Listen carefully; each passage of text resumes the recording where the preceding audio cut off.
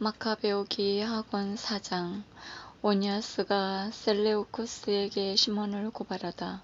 앞에서 말한 대로 시몬은 기근과 조국에 해를 끼치는 밀고를 하더니 이제는 헬리오코스를 부추겨 그 불행한 예를 불러들인 장본인이 오니아스라고 모함하였다. 모험하게도 이 도성의 은인이고 동족의 보호자이며 열렬한 법의 수호자인 그를 정권의 반기를 든 자라고 말하였던 것이다. 오니아스에 대한 시몬의 적개심이 점점 커져 시몬의 신복 하나가 살인을 저지르기에 이르렀다. 오니아스는 분쟁이 심각해지고 메네테우스의 아들이며 코일레시리아와 페니키아의 총독인 아폴로니오스가 시몬의 사악함을 부추기고 있는 것을 보고 임금을 찾아갔다. 이는 자기 동족을 고발하기 위해서가 아니라 공적이든 사적이든 온 백성의 안녕을 수호하기 위해서였다. 그는 임금이 관심을 기울이지 않으면 이 지방 행정이 평화롭게 이루어질 수 없으며 시몬은 어리석은 짓을 그만두지 않을 것이라고 보았던 것이다. 야손이 오니아스의 자리를 차지하고 그리스 문화를 끌어들이다.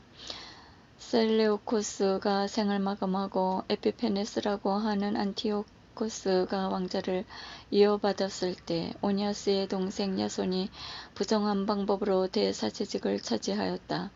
야손은 임금을 아련하는 자리에서 은 360탈렌트와 또 다른 수입에서 80탈렌트를 바치겠다고 약속하였다.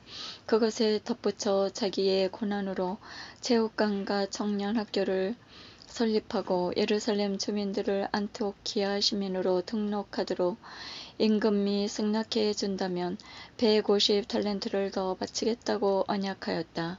임금의 허락을 받은 야손은 그 직위에 오르자마자 동족의 생활 방식을 그리스식으로 바꾸었다. 그는 유대인들이 에우폴레모스의 아버지 요한을 통하여 다른 임금들에게 얻은 특전들을 폐기시켰다. 요한은 전에 로마인들과 우호동맹을 맺기 위하여 사신으로 갔던 사람이다. 야손은 법에 맞는 생활 방식을 없애버리고 법에 어긋나는 새 관습들을 끌어들였다. 그는 신이 나서 성체 바로 밑에 체육관을 세우고 가장 뛰어난 청년들에게 이 그리스식 모자를 쓰게 하였다. 이렇게 사악한 사입이 대사제 야손의 극심한 폐륜으로 그리스화 이국 풍습의 도입이 극에 달하였다. 그리하여 사제들은 제단에서 봉사하는 일에 열성이 없어져 성전을 경시하고 희생제물 바치는 일을 소홀히 하였다. 징이 울리기가 바쁘게 그들은 레슬링 경기장으로 달려가 법에 어긋나는 경기에 참여하였다. 그들은 이렇게 조상들이 명예롭게 여긴 것을 멸시하고 그리스인들이 영광스럽게 여기는 것을 가장 훌륭하다고 생각하였다. 바로 그 때문에 무서운 재앙이 그들에게 닥쳤다. 그들이 그리스인들의 생활 습관을 열심히 따르고 모든 면에서 저들과 같아지려고 하였지만 그리스인들은 그들을 적대시하고 억압하였던 것이다. 사실 하느님의 법을 무시하는 것은 가벼운 일이 아니다. 다음 시대가 그 사실을 밝혀줄 것이다. 내해마다 티로에서 열리는 경기에 임금이 참관하였는데 비열한 야손은 예루살렘의 안토키아 시민들을 대표하는 사절들을 뽑아 파견하면서 헤라클레스 신에게 희생제물을 바칠 비용으로 은 300드라크마도 가져가게 하였다. 그러나 그 돈을 가져가는 이들은 그 돈을 희생제물의 비용으로 쓰는 일이 합당하지 않으므로 다른 데에 써야 한다고 생각하였다. 그리하여 그 돈을 보낸 자는 헤라클레스 신에게 희생제물을 바치는 데 쓰라고 하였지만 그것을 가져가는 이들이 결정에 따라 3단 노를 갖춘 군선을 만드는 데 사용되었다. 메네스테우스의 아들 아폴리오스가 플로메트로스 임금의 즉위식에 참석하도록 이집트로 파견되었을 때 안티오쿠스는 플로메토르가 자기의 정권에 적대감을 품고 있다는 말을 듣고 자기 안전을 위해 조치를 취하였다. 그리하여 야포가 갔다가 예루살렘으로 올라왔다. 그는 야손과 그 도성 주민들이 횃불과 환성으로 성대하게 환영하는 가운데 이곳으로 들어왔다. 그리고 나서 그는 군대를 이끌고 페니키아로 진군하였다. 메넬라우스가 대사제가 되다. 새해 뒤에 야손 앞에서 말한 시몬의 동생 메넬라우스를 보내 임금에게 돈을 가져가고 몇 가지 필요한 일에 관한 결정들을 받아오게 하였다. 그런데 메넬라우스는 임금에게 인도되자 자신의 군이 있는 것처럼 내세우고 야손보다 은 300탈렌트를 더 바쳐 대사제직을 확배하였다. 그는 어명을 받고 돌아왔지만 대사제직을 맡을 자격이 없는 자였다. 잔인한 폭군의 기질과 사나운 야수처럼 포악한 성격을 지니고 있었던 것이다. 그리하여 친동기마저 몰아낸 야손은 자기도 다른 사람에게 몰려서 도망자가 되어 암몬 지방으로 쫓겨가게 되었다. 메넬라우스는 대사제직을 차지하고 있으면서 임금에게 약속한 돈을 제대로 바치지도 않았다. 그래서 성체와 장수인 소스트라토스가 그 돈을 바치라고 독촉하였다. 세금을 거둬들이는 것은 그의 책임이었던 것이다. 두 사람은 그 사건 때문에 임금에게 불려갔다. 그래서 메넬라우스는 자기 동생 리스마코스를 대사제 대리로 앉히고 소스트라토스를 키프로스 군을 통솔하는 크라테스를 대리로 앉혔다. 오니아스가 피살되다. 이러한 일들이 일어나는 동안에 타르수스와 말루스 사람들은 자기들의 성읍이 임금의 후궁 안티오쿠스에게 선물로 넘겨진 것을 알고 폭동을 일으켰다. 그래서 임금은 고관들 가운데 하나인 안드로니코스를 대리로 세워두고 사태를 수습하려 급히 그리로 갔다.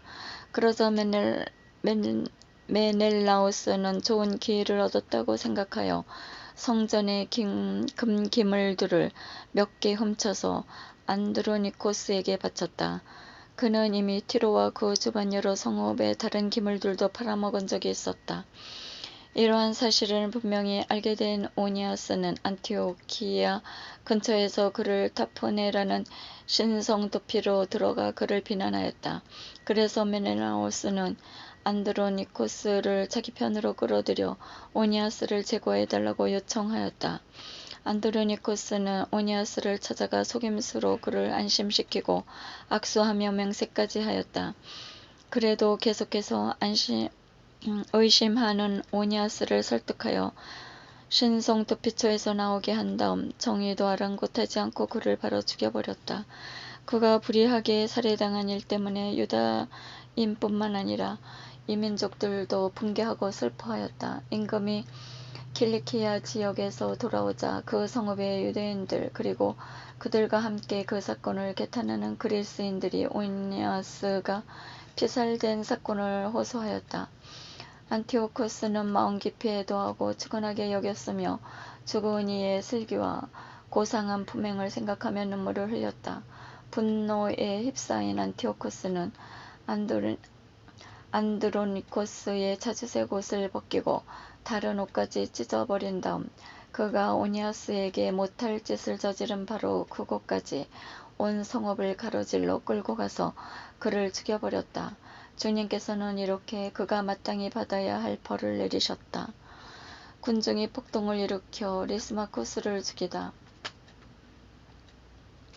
이 도성에서는 하느님을 모독하는 절도 사건이 자주 일어났는데 그것은 메넬라우스의 동조 아래 리스마코스가 저지른 짓이었다. 이미 많은 금기물이 없어졌다는 소문이 널리 퍼지자 군중이 리스마코스를 치려고 몰려들었다. 군중이 분노에 차서 들고 일어나자 리스마코스는 3,000명가량을 무장시키고 나이는 많지만 별로 사려 깊지 못한 하오라노스라는 자를 앞장 세워 그들에게 악랄한 공격을 퍼붓기 시작하였다. 그러자 그들은 리스마코스가 공격을 해오는 것을 알고서 어떤 이들은 돌을 짚고 어떤 이들은 몽둥이를 들고 또 어떤 이들은 곁에 있는 채를 움켜쥐고 리스마코스 부하들에게 닥치는 대로 마구 던졌다. 그 결과 그들은 많은 사람에게 부상을 입히고 더러는 죽였으며 나머지 모두 내쫓아 도망가게 하였다. 그리고 성전 절도변을 금고 곁에서 죽여버렸다. 메넬라오스의 악행. 이 일로 사람들이 메넬라오스를 고발하였다. 임금이 트로이에 도착하였을 때 올라단에서 파견된 세 사람이 임금에게 이 사건을 아뢰었다. 이미 진 것이나 마찬가지인 메넬라오스는 도리메네스의 아들 프톨레마스에게 임금을 설득시켜 달라고 많은 돈을 주겠다고 약속하였다.